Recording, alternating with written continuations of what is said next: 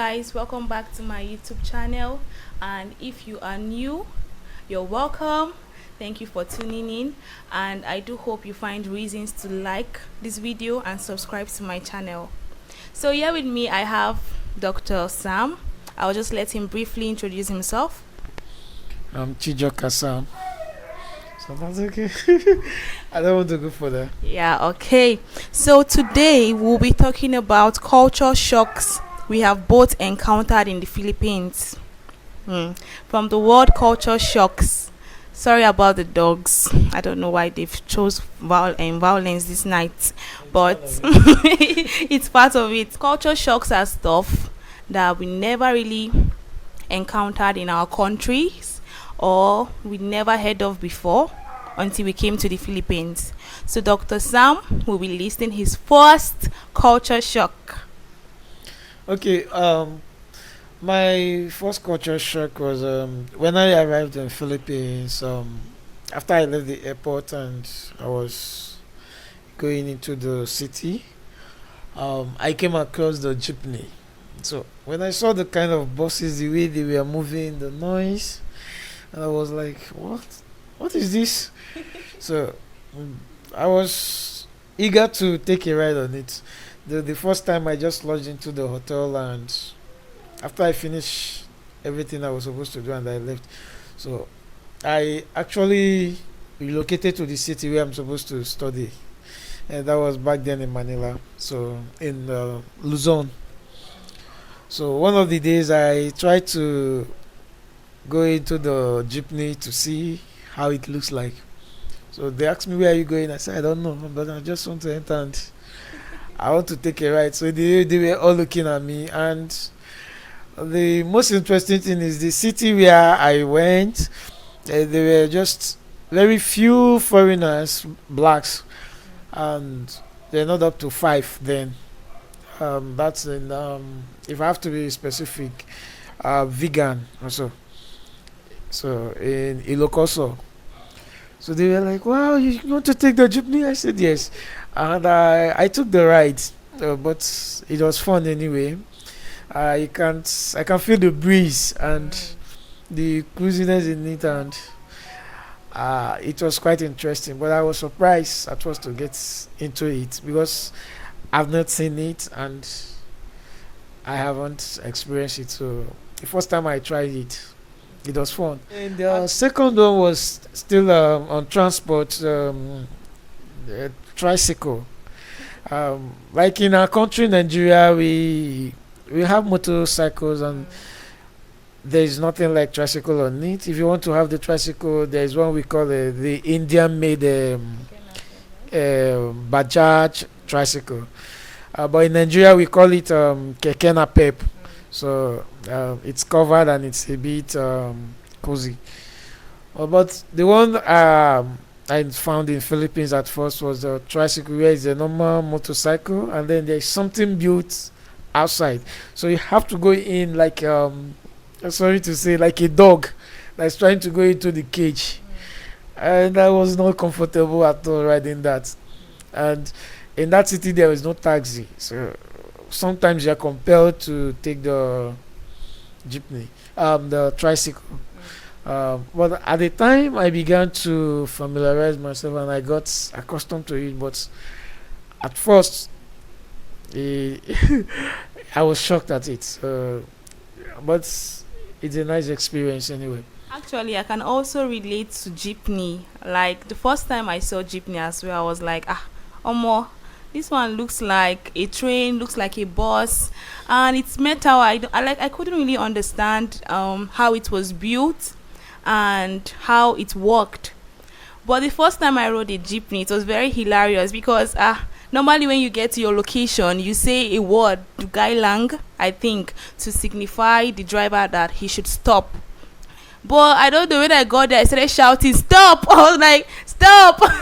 And the people in the jeepney were just looking at me like, what's wrong with this one? So I was still new in the country and I was yet to understand how things worked. But now, we use jeepney. Jeepney is really fun to ride. Like, it's very cheap, very affordable, although it takes longer time because of the traffic and then the drop off and the pickup. But it's really, really nice to use the jeepney to go to different locations and your destinations as well. So my first cultural shock is lunch break. Hmm. Like, I need to emphasize on it. Filipinos don't joke with their lunch break. Absolutely. That's From 12 to 1, that's their lunch break. No matter when you come to, no matter what time, sorry, you go to the school, maybe the office, immigration. So long as 12, whosoever you meet there, even if they are not eating or they are not having their lunch, they will tell you this is lunch break. Go and come back by 1.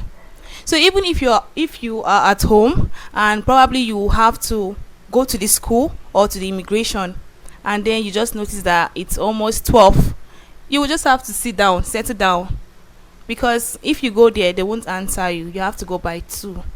So Filipinos don't joke with lunch. In Nigeria, what is lunch? If you're having your lunch, it's just like your thing. It's not official. But in the Philippines, lunch break is official. It's a necessity. I don't know if that's the word to use. everything has to be shut down It has at to the be shut moment. down at the moment Yeah.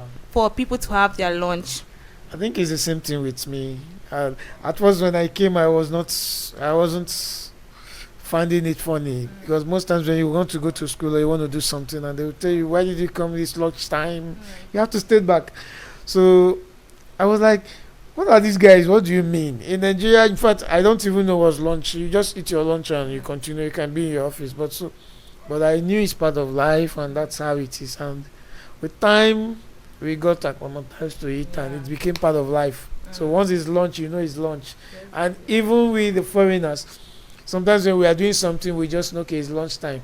We have to take a break. Another thing I experienced in Philippines is I had an issue. It's a personal experience.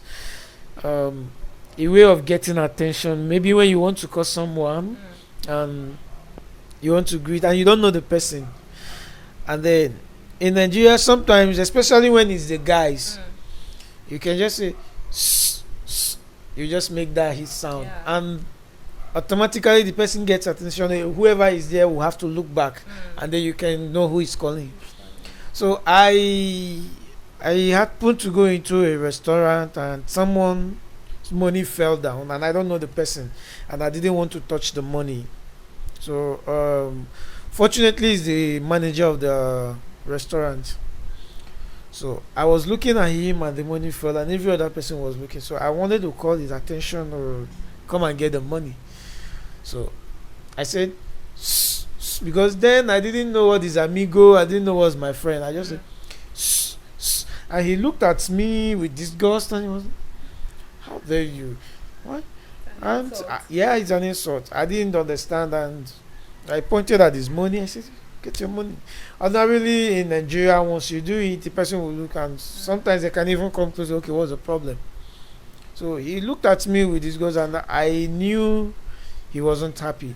But I walked away after then. So you know what the guy did? He traced me to my house, and in the night he came with some group of people, and he was like, he called someone that I'm living here. They should call me out, and they called me.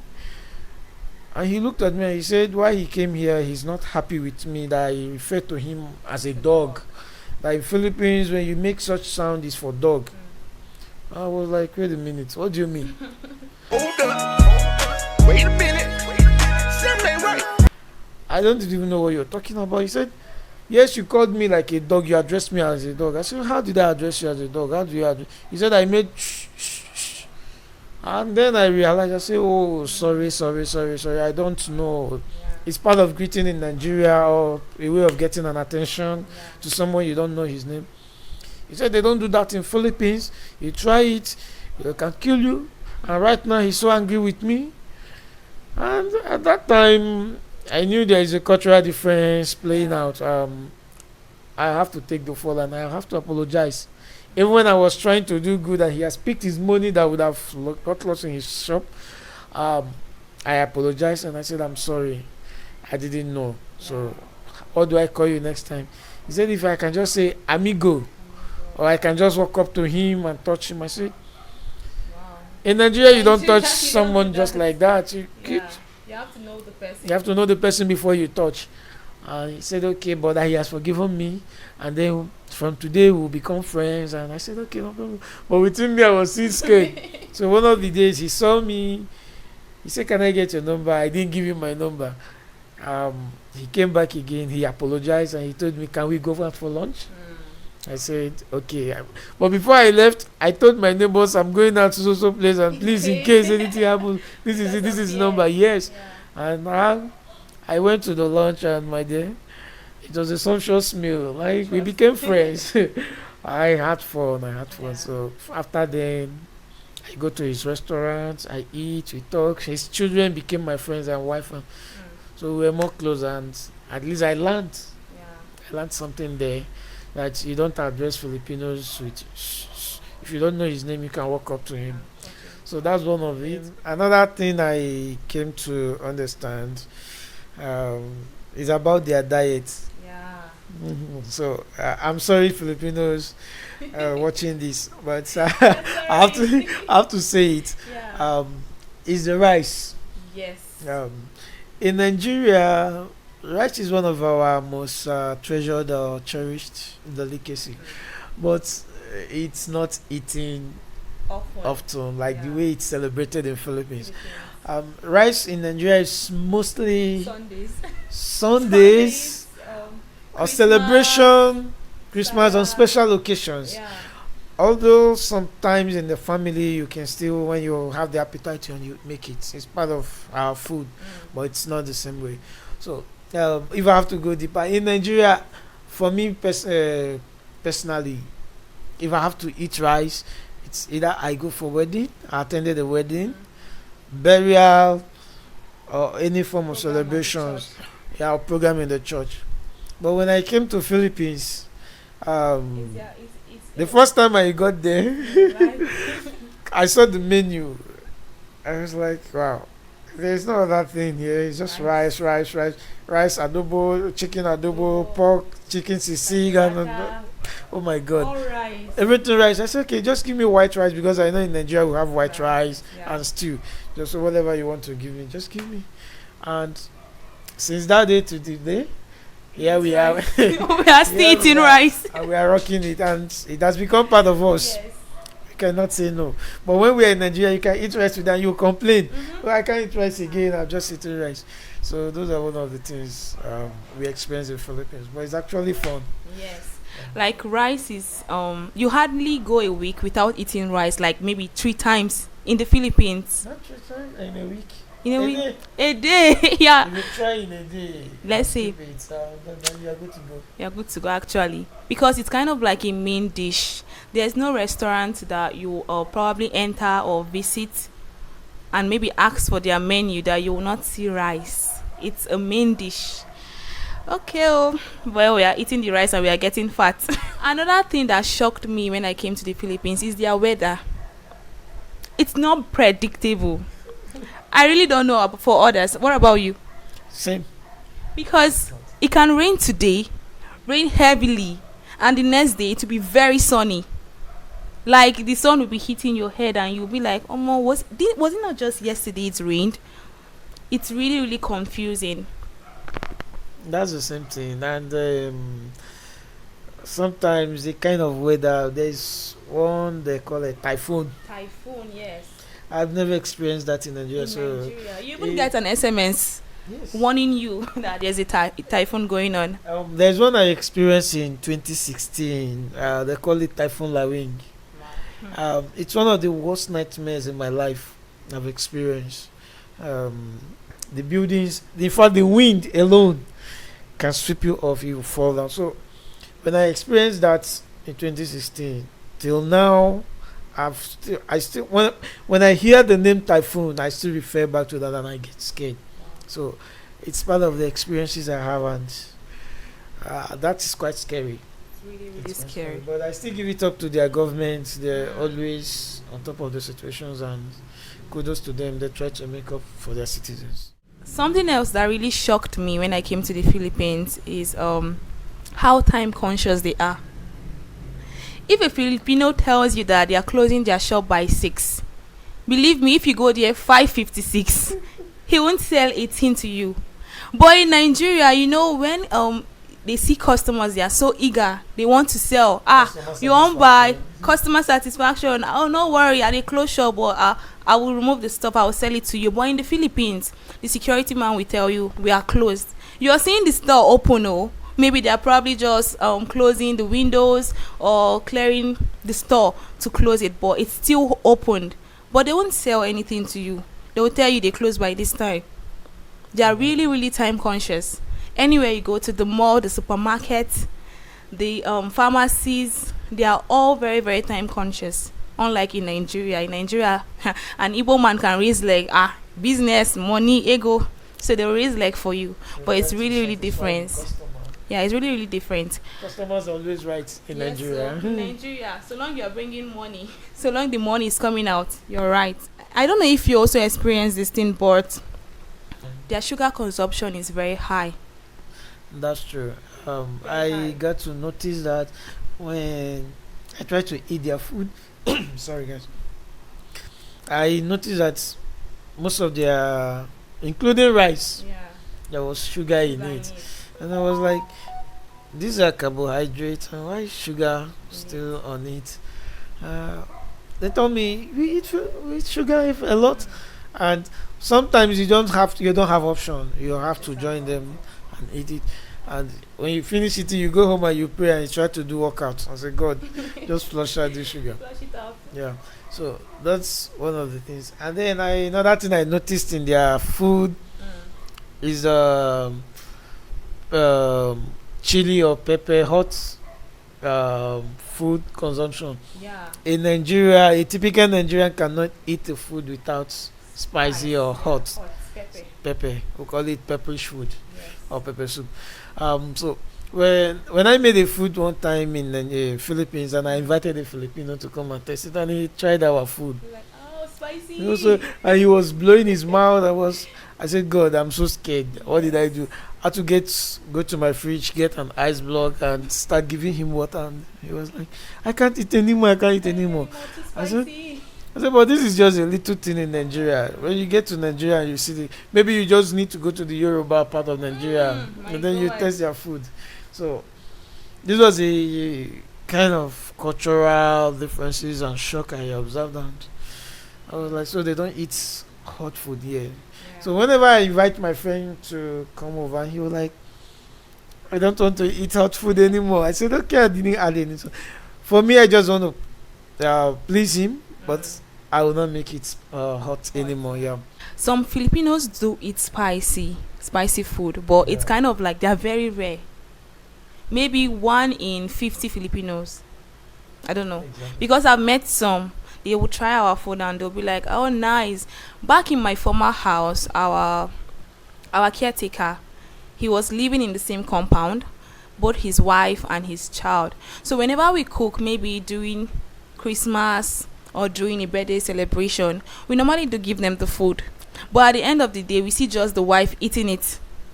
And then we'll be like, Ate, what happened? Kuya Jason. No, Kuya Jason, no spicy. He doesn't eat spicy. So she's the only person that can tolerate that level of spiciness. Yeah, you get.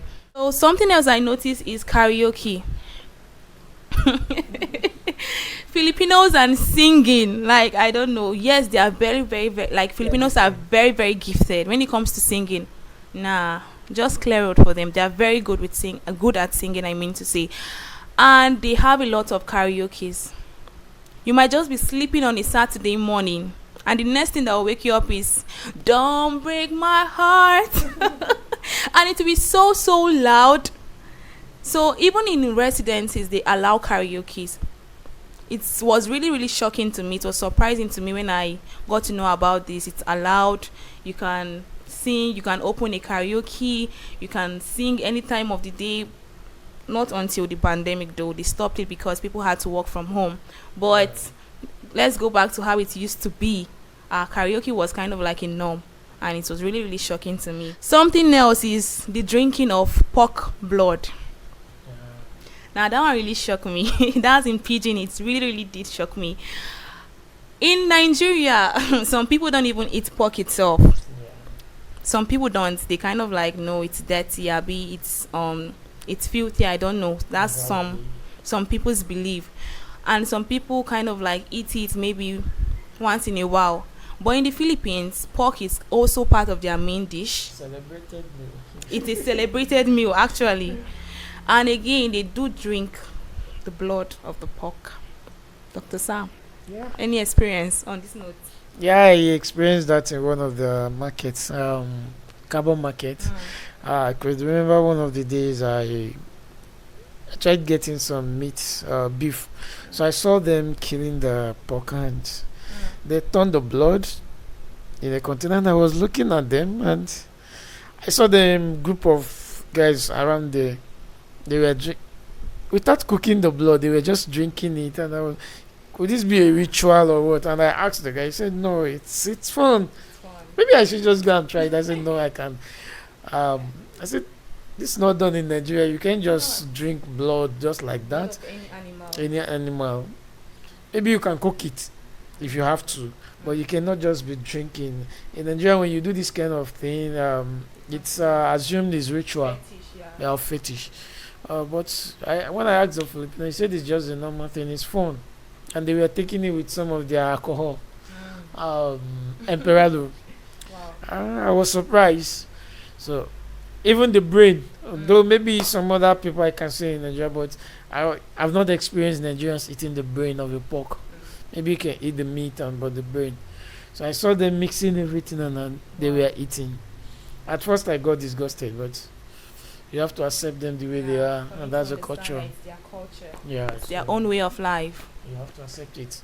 Another thing I found out is I wouldn't really say it's a part of culture, but it's something I noticed the merriment nature of Filipinos. Yes. They are jolly people. They are Yeah. very, very bubbly. They have that. Yeah. They like to have fun at every slightest time. Yeah. Swim, eat, Party, family gathering, drinking. take selfies, Yes, and they are done for the day. actually. Yeah, so I noticed. But most times in Nigeria, yes, we have fun, but our phones most times leaned on something. Either it's a wedding. Yes, we still have individual or family gathering, but it's not like the way it is in Philippines. Most times we believe in our hustle, savings, gathering, but you see the Filipinos, the moment they make it, it's The off. party, yeah. The Yeah. jolly people. Yeah, so that's one thing I experience here. It's actually fun. Yeah, it's actually fun. One other thing that is related to their food is this thing they call the balut. Like when I heard this one, because I've never really seen them eating it, like meeting somebody that, yeah, the balut, Yeah. that's how they pronounce it, the balut. It was really, really shocking to me because it's a how did you describe it that time? Unhashed. Unhatched chick. So it's not, the chick is already developing, just that it's unhatched, and then they eat it like that. Just cook it. They just cook it's it. like the normal egg and they open it. So it has like the feather, the bones, like the chicken is already, I don't know if you understand. It's a mature chicken, Should be hashed. and they do eat it here. It's part of their way of living. They enjoy it. And most times, my security man will be like, whenever we are going out, he'll be like, you want balut? You want to try balut? Like, no. It's very, very different to us. It's very rare that you see a Nigerian try something like that. If you're in Nigerian, please comment below if you've tried the balut. I would like to know, because I don't think it's something I can try. How about you, Sam? I don't think. Let me just say something about that. When I came to Philippines, that was during the period of their election in 2016. And then when I'm walking on the road in the evening, I see a box and they put balut. They will just write balut on it, and I was like, is it how they conduct their elections? Like maybe someone, because I see people standing there and like picking or casting something. I was like, can the elections be done every day, every evening in some places? And I look at the people conducting the election, no security, nothing. So one day I had to take a close walk, and I was like, what is this balut? So I actually asked someone in my church. I wrote it down. I wrote the name balut. Is it ballot box or something? He said, no, it's egg. You're trying it now. I said, wow, egg. You eat egg? I said, yes, I eat egg. He said, okay, we'll just try balut. So he took me there. He bought it. I was thinking it's the election. So he opened it and I saw something. I said, what is this? And it's actually, it's colored. Yes, it's colored. Purple. Purple. Yeah, light purple. I was like, what kind of egg is this? Is it a python or any reptile? So he opened it up and he added something. He said, take. I said, what's inside? He said, it's chicken. I said, oh my God forbid, I can't eat this. In fact, seeing him eating it, I was about to drop. I told him, okay, no, I have to give you some space. Just eat your thing and we'll go. I can't eat. He said, you try now. I said, no. And you know when Filipino want you to try something, they're persuasive. They want to put pressure on you. But guys, I didn't eat. I was shocked at it. I was like, why don't you cook it, peel it off, and in fact, you don't even eat. Naturally, in Nigeria, we don't eat something that's not matured. Animal that's not matured. Yeah, it must be matured. Chicken, goat, beef, pig. At least it must be up to a year or more than a year before we can eat. That's for the animals, but for the birds, for the mammals, but for the birds, 6 months, 8 months, or 1 year and above. But here we see their chicken, everything so tiny and small and premature. No, they eat it. And sometimes you have no option. So for my last culture shock, it's dogs and cats. The street dogs and cats. It's like we are all existing together in this community. It's part of, I don't know, part of the community. Because by the time I walk out of my street, a greater population. you see them everywhere. You see street cats, you see street dogs. In Nigeria, let me be precise, Calabar people, you don't see dogs walking around anyhow. It's not even allowed. It's not even allowed. Calabar people, they normally eat dogs, so they'll just capture the dog and eat it. But in the Philippines, you see dogs everywhere. You see street cats everywhere. I don't know about in maybe Manila or other big cities. It's the same everywhere. It's the same everywhere. Dogs, street cats. Like, we're all cohabiting together. Okay. I think that's all for me. That's all I can remember for now. Do you have anyone left? No. I'm okay for now. Oh, yeah, I just remembered one. What's that? The war geckos. Yes. I'm not so certain, so please confirm this in the comment section. A friend of mine told me that Filipinos don't kill war geckos, that they eat it. And I have a very big one in my house. So guys, please, if you know anything about war geckos in the Philippines, please leave a comment about it below. Correct me if it's not a norm. If they don't eat it, correct me if I'm wrong, okay? Thank you so much for tuning in. We've come to the end of these culture shocks, and I hope you've learned a lot from it. You've learned a little about the Philippines and their way of living. So if ever you find yourself in a new place, try to understand the culture there, try to understand the way of living there, and respect it. Understand that this is how they are. Don't stigmatize them or make them feel like this is wrong. Because you don't accept it doesn't mean it's not right to them. It's their own way of living. So I do hope you learn to respect other people's culture. Thank you so much, Dr. Sam, for being on my channel. It's my pleasure. Really do appreciate you. Guys, don't forget to like this video. When you like my video, you are telling YouTube you enjoy this content. So YouTube pushes it to other viewers all around the world. So please don't forget to like this video, leave a comment below, subscribe to my YouTube channel. What are you waiting for now? What are you darling? Don't forget to subscribe. Thank you guys so much. Shout out to each and every one of you. You're the real deal. Have a wonderful evening. Thank you guys, and bye.